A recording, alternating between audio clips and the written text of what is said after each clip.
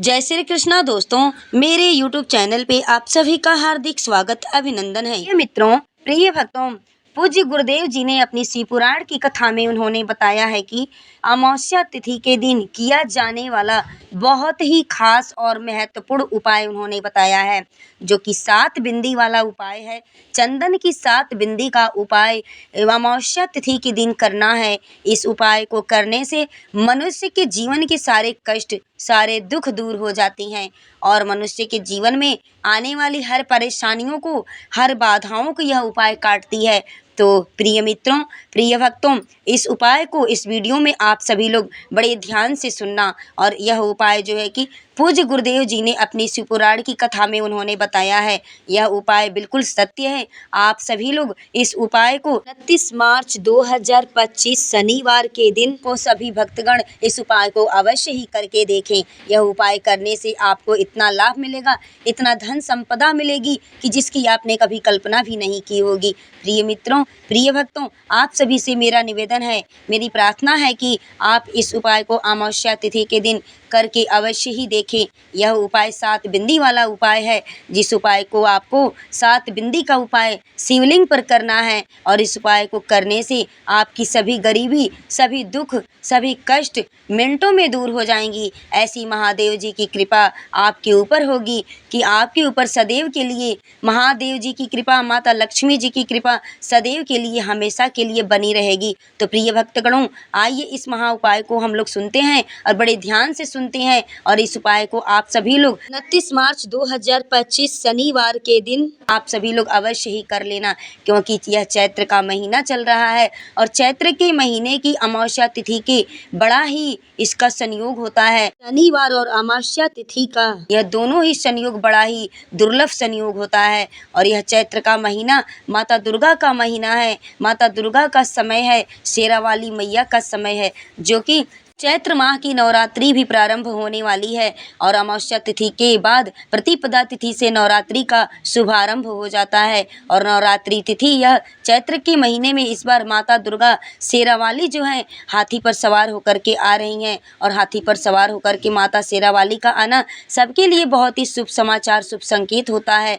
हर राशि के लिए, हर जातक के लिए, हर मनुष्य के लिए और देशवासियों के लिए यह शुभ समाचार होता है। तो प्रिय भक्तों, आप सभी लोग इस वीडियो को ध्यान से अवश्य देखें। अगर आपने बीच बीच में वीडियो को काट काट कर अगर देखा, अगर स्किप करके देखा, वीडियो को अगर आपने भगा कर देखा, तो आपको कभी भी सफलता हासिल नहीं हो पाएगी और ना ही आपकी बात ये समझ में आएगी कि इस उपाय को कैसे, किस समय और कैसे करना है, क्या क्या सामग्रियां हमें लेनी होगी। तो प्रिय मित्रों, प्रिय भक्तों, इस उपाय को आप सभी लोग अंत तक अवश्य ही देखें और सुने। प्रिय मित्रों, आप सभी से हाथ जोड़कर मेरा निवेदन है कि आपको अगर यह वीडियो पसंद आता है, यह वीडियो आपकी समझ में अगर आता है, और प्लीज अगर आप इस चैनल पर नए हैं तो कृपया अपना चैनल किरण वास्तु टिप्स 09 को अभी सब्सक्राइब कर लें, वीडियो को लाइक करें, ज़्यादा से ज़्यादा लोगों के पास शेयर करें। कमेंट्स बॉक्स में हर हर महादेव, श्री शिवाय नमस्तुभ्यम, ओम नमः शिवाय आप अवश्य ही लिखें। ऐसा लिखने से महादेव आपके कष्टों को दूर करेंगे। प्रिय मित्रों, आइए उपाय के बारे में हम सुनते हैं और उपाय पे चर्चा करते हैं कि इस उपाय को अमावस्या तिथि के दिन हमें कैसे करना है, किस टाइम करना है। आइए उपाय के बारे में हम विस्तार पूर्वक जानते हैं। प्रिय मित्रों, शिवलिंग के स्थान पर 5 स्थान बताए गए हैं, जहां पर भूल से भी अगर किसी मनुष्य ने कोई चंदन की उंगली लगा देता है तो 7 स्थान ऐसे हैं शिवलिंग के, जहां चंदन की मात्र उंगलियां अगर लग जाए, तो अगर उंगली से एक बिंदी भी आपने कर दिया उस शिवलिंग के 7 स्थान में से किसी भी स्थान पर, तो भोलेनाथ महादेव पितृलोक के पितरों को भी मुक्ति प्रदान कर देती हैं। प्रिय मित्रों, वैकुंठ लोक का यह 7 स्थान और वह 7 स्थान जो चंदन की बिंदी करने के लिए बताए गए हैं। प्रिय मित्रों, अगर आपको बार बार बुरा स्वप्न आता है, स्वप्न में कोई मुर्दे आपको दिख रहे हैं, या कोई जलता हुआ इंसान दिख रहा है, या कोई मर गया है और या कोई चला गया है, ऐसा भय लगता है, आपको बार बार स्वप्न दिखता है, आपके मन में ऐसा लगता है कि हम बच्चों को यहाँ नहीं जाने देंगे, मैं अपने पति को वहाँ नहीं भेजूंगी, ऐसा अगर आपके मन में होता है प्रिय मित्रों, प्रिय माताएं बहनें, अगर आपके मन में यह गलत विचार आता है, गलत स्वप्न आते हैं पति को लेकर के, बच्चों को लेकर के, तो आप सबसे मेरा छोटा सा ये अनुरोध है कि शिवलिंग के पास जा कर के 7 स्थान बताए गए हैं जहां आपको चंदन की बिंदी करनी है। प्रिय मित्रों, पहला स्थान आप लोग ध्यान से सुन लीजिए और सभी स्थान के बारे में मैं एक एक करके आपको बताती जाऊंगी। आप सब लोग बिल्कुल ध्यान से सुनिएगा, इस बात को आप सभी लोग नोट करते जाइएगा। यह बात जो है कि पूज्य गुरुदेव जी ने अपने शिवपुराण की कथा में उन्होंने बताया है। शिवपुराण की कथा से के माध्यम से हम आपके लिए ये उपाय छांट करके लेकर के आए हैं, क्योंकि हमारे नज़दीक में अमावस्या तिथि आ रही है और कई माताओं बहनों को अमावस्या तिथि के दिन इस उपाय को अवश्य ही कर लेना चाहिए। चलिए अब हम उपाय की ओर बढ़ते हैं और किस स्थान पे सबसे पहले हमें बिंदी करनी है, आइए इसको हम लोग जानते हैं। प्रिय मित्रों, प्रिय भक्तों, देखिए शिवलिंग का जो पहला स्थान है, शिवलिंग का त्रिपुंड, जहाँ त्रिपुंड बना रहता है उस स्थान पे आपको लगाना है। पहला स्थान है शिवलिंग, शिव जी का स्थान है, इस पे आपको पहली बिंदी करनी है। और दूसरा स्थान है गणेश जी का स्थान। आप ध्यान से सुनिएगा, शिवलिंग में गणेश जी का स्थान होता है दाहिने साइड में, जहाँ से जलाधारी निकलती है, जल बह के निकलता है, उस स्थान के दाहिने साइड में गणेश भगवान का स्थान होता है। तो आपको बिंदी जब करनी है तो पहला स्थान बिंदी करने का शिवलिंग का है, उसका दूसरा स्थान गणेश जी का स्थान है और तीसरा स्थान है शिवलिंग में जहाँ जलधारी बह के निकलती है। तो दाहिने हाथ में तो गणेश जी हैं और बाएं हाथ पे यानी उल्टे भाग में, जिसको राइट हैंड और लेफ्ट हैंड भी बोलते हैं। तो देखिए राइट हैंड यानी सीधा हाथ पे गणेश जी का स्थान है और लेफ्ट हैंड यानी कि उल्टे हाथ पे, बाएं हाथ पे कार्तिकेय जी का स्थान है। आप लोग बात को समझ रहे हैं ना। देखिए और उसके बाद से बीच में जो मोटी सी लाइन उठी हुई होती है वह माता अशोक सुंदरी का स्थान है, जो कि शिव जी की छठी बेटी हैं, छठी लड़की माता अशोक सुंदरी है, उनका वह स्थान है। तो देखिए पहला स्थान शिवलिंग का जहाँ पे आपको बिंदी करनी है चंदन की, दूसरा स्थान गणेश जी का जो हमने अभी आपको बताया कि कौन सा स्थान शिवलिंग में है, और तीसरा स्थान कार्तिकेय जी का, वहाँ पे आपको चंदन की बिंदी करनी है।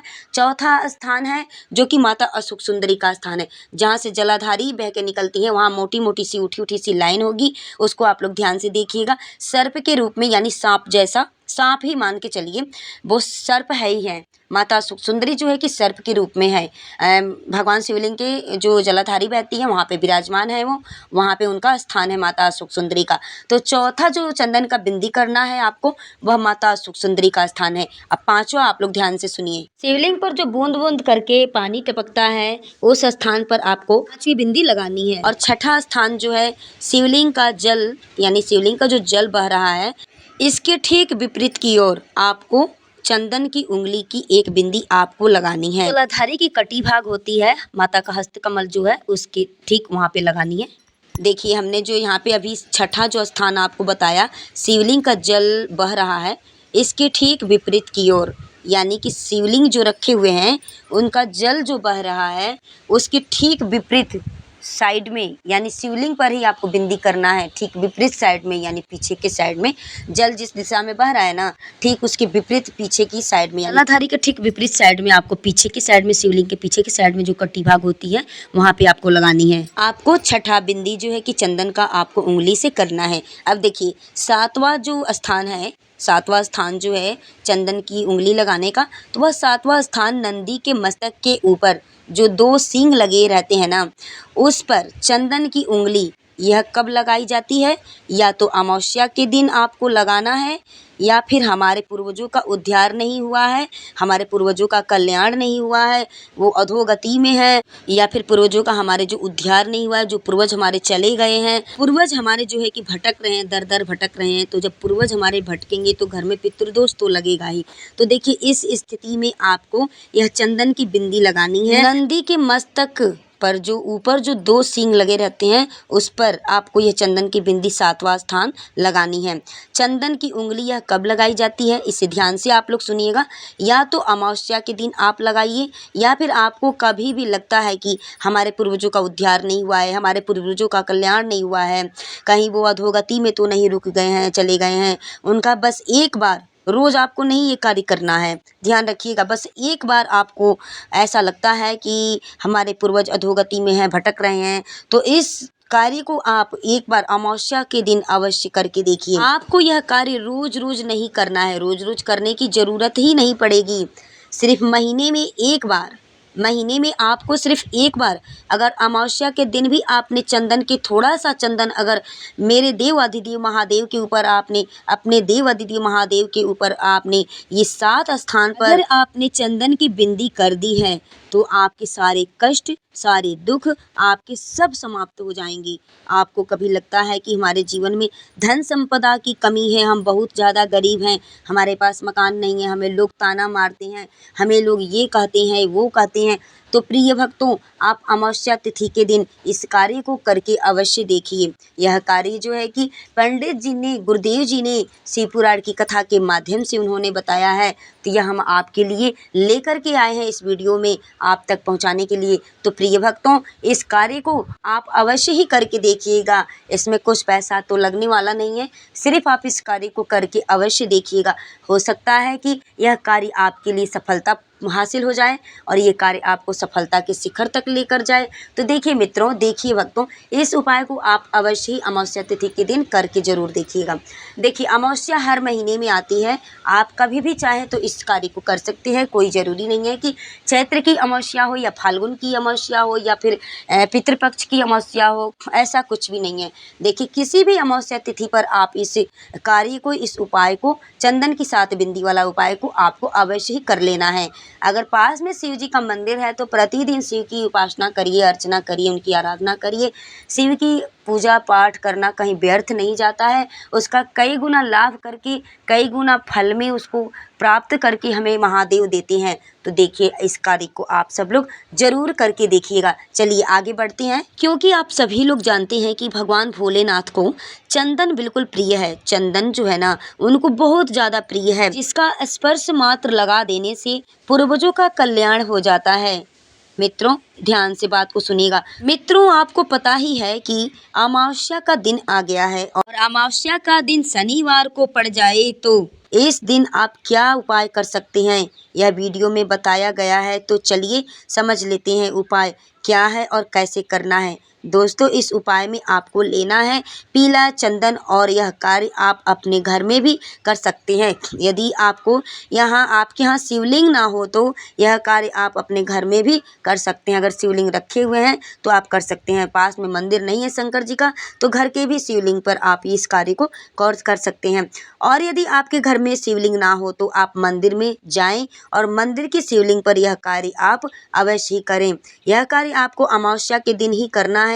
आपको लेना है पीला चंदन और पीले चंदन की 7 बिंदी शिवलिंग के 7 स्थानों पर लगानी है। स्पष्ट रूप से मैं बता रही हूँ, इसको ध्यान से सुनिएगा।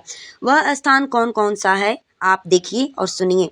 सबसे पहले आपको चंदन की 1 बिंदी शिवलिंग में शिव जी के स्थान पर लगानी है और दूसरी जगह आपको चंदन की बिंदी शिवलिंग में जहाँ गणेश जी का स्थान होता है वहाँ पर 1 बिंदी लगानी है। तीसरी बिंदी आपको शिवलिंग में जहाँ कार्तिकेय जी का स्थान होता है आपको वहाँ लगानी है और चौथी बिंदी आपको लगानी है माता अशोक सुंदरी वाली स्थान पर। 5वीं बिंदी आपको लगानी है जलाधारी पर लगानी है, जहाँ से जल बूंद बूंद कर करके शिव जी के ऊपर बहता है, वहाँ आपको मटके पर 5वीं बिंदी लगानी है। 6वीं बिंदी आपको लगानी है माता पार्वती जी के हस्त कमल के पीछे।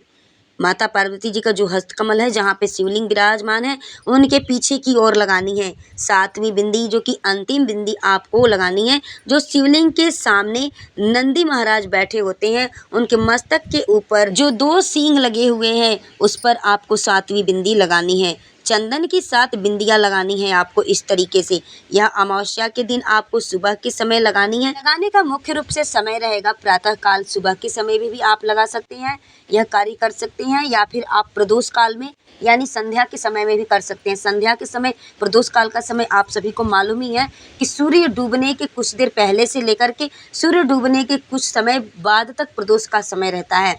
तो उस समय में आपको यह कार्य, यह उपाय करना है। आप सभी लोग जानते हैं कि कभी भी शिव पुराण की कथा में हमारे गुरुदेव महाराज जी बताते हैं कि शिव जी का जितना भी उपाय है, जितने भी कार्य हैं, शिव की आराधना है, पूजा है, अर्चन है, जो भी है, प्रदोष काल में करने से महादेव बहुत जल्दी प्रसन्न होते हैं। तो इस कार्य को आप अपने समय के अनुसार कर सकते हैं। सुबह के समय में भी कर सकते हैं और संध्या के समय यानी प्रदोष काल में भी कर सकते हैं। प्रिय मित्रों, उम्मीद करती हूँ, आशा करती हूँ कि आपको अगर हमारी यह वीडियो उपाय बताए हुए अच्छी लगी हो, पसंद आई हो, तो प्लीज़ आप चैनल को सब्सक्राइब कर लीजिएगा, वीडियो को लाइक करिएगा, शेयर करिएगा। कमेंट्स बॉक्स में हर हर महादेव लिखना बिल्कुल मत भूलें, क्योंकि दोस्तों हर हर महादेव के नाम से ही हमारे दोष पाप कटित होते हैं। प्रिय मित्रों, प्रिय भक्तों, उम्मीद करती हूँ कि आप सभी लोग 29 मार्च 2025 शनिवार के दिन पढ़ रही हैं। इस दिन आप इस उपाय को, 7 बिंदी वाले उपाय को आप सभी लोग शिवलिंग पर जा करके अवश्य ही करें। ऐसे ही वीडियो, ज्ञानवर्धक वीडियो, उपाय, टोटके पाने के लिए बेल नोटिफिकेशन को ऑन कर लें, ताकि आने वाली हमारी हर प्रकार की ज्ञानवर्धक टोटके वीडियो आप तक बिल्कुल आसानी से जा सके।